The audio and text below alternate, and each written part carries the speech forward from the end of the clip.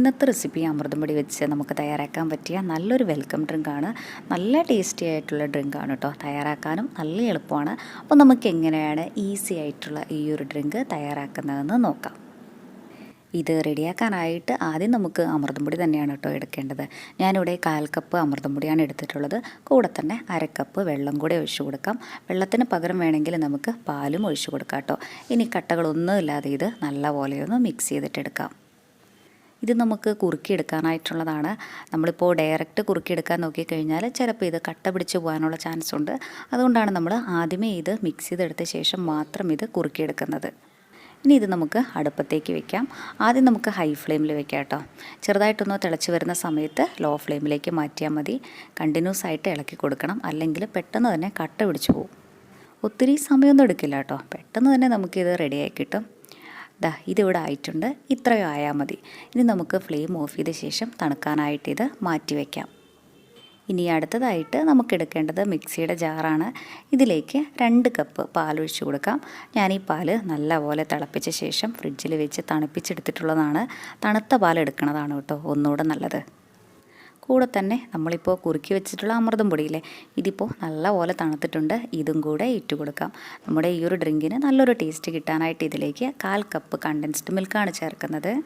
നമ്മൾ ഈ കണ്ടൻസ്ഡ് മിൽക്കും കൂടെ ചേർത്തിട്ട് ഈ ഒരു ഡ്രിങ്ക് തയ്യാറാക്കുമ്പോൾ നല്ല ടേസ്റ്റ് തന്നെ ഉണ്ടാവും കേട്ടോ. ഇനി ഇതിലേക്ക് മധുരത്തിന് ആവശ്യത്തിനുള്ള പഞ്ചസാര ചേർക്കാം. ഞാനിവിടെ 2 ടേബിൾ സ്പൂൺ പഞ്ചസാരയാണ് കേട്ടോ ചേർക്കുന്നത്.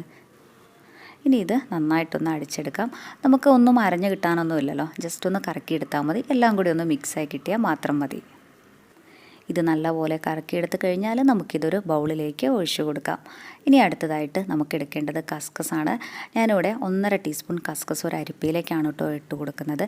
നന്നായിട്ട് കഴുകിയെടുക്കാനായിട്ടാണ് ഇങ്ങനെ അരിപ്പയിലേക്ക് ഇട്ട് കൊടുക്കുന്നത്. നല്ലപോലെ കഴുകിയെടുത്ത് കഴിഞ്ഞാൽ നമുക്കിത് ഒരു പാത്രത്തിലേക്ക് മാറ്റാം. കൂടെ തന്നെ 1/4 കപ്പ് വെള്ളം കൂടെ ഒഴിച്ചു കൊടുക്കാം. ഇനി ഇതിലേക്ക് ചേർക്കുന്നത് 1 ടേബിൾ സ്പൂൺ പഞ്ചസാരയാണ്. ഇനി ഇത് നന്നായിട്ടൊന്ന് മിക്സ് ചെയ്ത് കൊടുക്കാം. ഇങ്ങനെ പഞ്ചസാരയും കൂടെ ചേർത്തിട്ട് ഈ ഒരു കസ്കസ് നമ്മൾ കുതിരാനായിട്ട് ഇടുവാണെങ്കിൽ ഇത് വീർത്ത് വരുന്ന സമയത്ത് ഇതിൽ ചെറിയൊരു മധുരം കൂടി ഉണ്ടാവും. ഇനി ഇത് 2-3 മിനിറ്റ് നേരം ഒന്ന് വീർത്ത് വരാനായിട്ട് മാറ്റി വയ്ക്കാം. ഇനി നമ്മൾ നേരത്തെ മിക്സിയിൽ അടിച്ചെടുത്തിട്ടുള്ള അമൃതം പൊടി ജ്യൂസില്ലേ, ഇതിലേക്ക് ചേർക്കുന്നത് 1/2 കപ്പ് അളവിൽ ചെറുതായിട്ട് കട്ട് ചെയ്തെടുത്തിട്ടുള്ള പഴമാണ്. ഞാൻ റോബസ്റ്റ പഴമാണ് കേട്ടോ എടുത്തിട്ടുള്ളത്.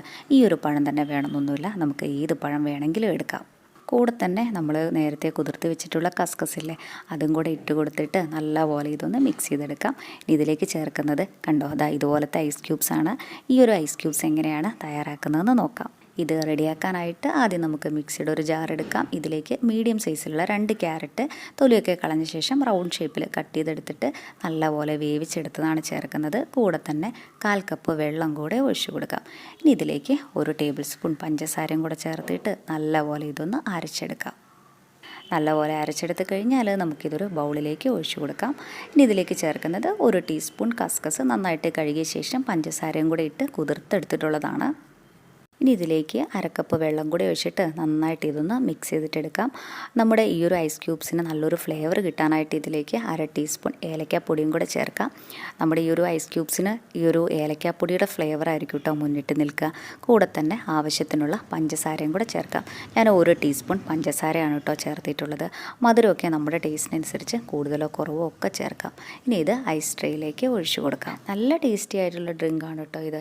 നമ്മുടെ ചാനലിൽ അമൃതം പൊടി വെച്ചിട്ട് കുറേ നല്ല റെസിപ്പീസൊക്കെ ഉണ്ട്. കണ്ടിട്ടില്ലെങ്കിൽ ഒന്ന് കണ്ടു നോക്കണേ. അതുപോലെ നമ്മുടെ ഈ ചാനൽ ആദ്യമായിട്ടാണ് കാണുന്നതെങ്കിൽ സബ്സ്ക്രൈബ് ചെയ്യാനും മറക്കല്ലേ കേട്ടോ.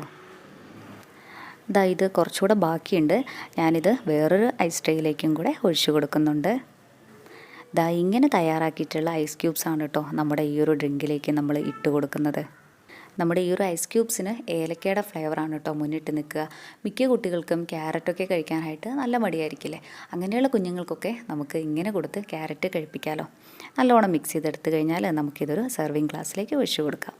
ഈ ഒരു അളവിൽ നമ്മൾ എടുത്തു കഴിഞ്ഞാൽ ഇതുപോലത്തെ ഗ്ലാസ്സിൽ 4 ഗ്ലാസ് ജ്യൂസാണ് കേട്ടോ നമുക്ക് കിട്ടുക. ഇത് ഒത്തിരി വലിയ ഗ്ലാസ് അല്ല കേട്ടോ.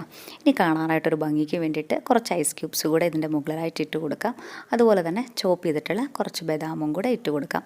നമ്മുടെ കയ്യിലുള്ള നട്ട്സൊക്കെ നമുക്ക് ഇട്ട് കൊടുക്കാം കേട്ടോ. കുട്ടികൾക്ക് മാത്രമല്ല നമ്മുടെ വീട്ടിൽ വരുന്ന ഗസ്റ്റിനും ഒക്കെ കൊടുക്കാൻ പറ്റിയ നല്ലൊരു ഡ്രിങ്കാണ് കേട്ടോ ഇത്. ഇഷ്ടമായി കഴിഞ്ഞാൽ ഒരു പ്രാവശ്യം ഒന്ന് ട്രൈ ചെയ്ത് നോക്കണേ. എന്നിട്ട് അഭിപ്രായം പറയാൻ മറക്കല്ലേ കേട്ടോ. താങ്ക്